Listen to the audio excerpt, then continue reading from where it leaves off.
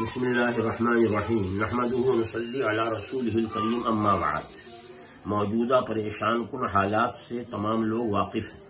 اس وبائی مہلک بیماری سے بچنے حفاظت کے لیے تمام دنیا میں علاج اور تدبیر کے طور پر یہ تجربہ کیا جا رہا ہے کہ لوگ آپس میں میل جول اور ایک جگہ جمع ہونے سے پوری احتیاط برتیں۔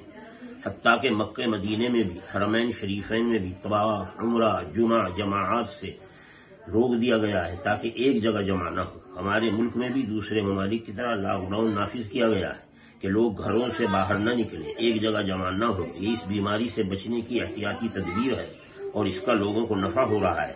اپنی جان کی حفاظت اور جان بچانا شریعت اسلام میں فرض ہے اور اس کے لیے تدبیر اختیار کرنے اور احتیاط رکھنے کا مذہب اسلام نے پورا حکم دیا ہے۔ میری تمام بھائیوں سے درخواست ہے کہ وہ سرکاری انتظامیہ کی جانب سے تمام ہدایات اور احتیاطی تدابیر پر 100% عمل کریں۔ اپنے محلوں میں اور حلقوں میں سرکاری انتظامیہ کا پورا تعاون کریں۔ پڑھے لکھے لوگ، ائمہ حضرات اور دیگر سمجھدار لوگ دوسرے حضرات کو سمجھائیں اور اس کا فائدہ بتلائیں۔ بعض مرتبہ ایسا بھی ہوتا ہے کہ باہمی فساد، لڑائی جھگڑے کی وجہ سے نظم اور امن قائم کرنے کے لیے پولیس کو کرفیو لگانا پڑتا ہے اور لوگوں کو باہر جمع ہونے سے روکنا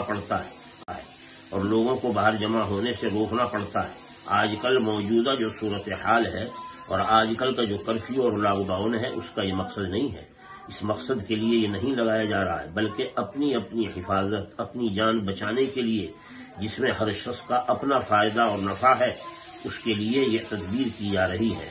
میں امید رکھتا ہوں کہ تمام لوگ اپنے حلقے اور سرکاری انتظامیہ کا پورا تعاون کریں۔ اس سے پہلے بھی مدرسہ مظاہر سہارنپور کی طرف سے لوگوں کو اس سلسلے میں بار ہدایات دی گئیں اور ان کو بتلایا گیا کہ ان امور پر عمل کرنا شرعاً بھی ضروری ہے۔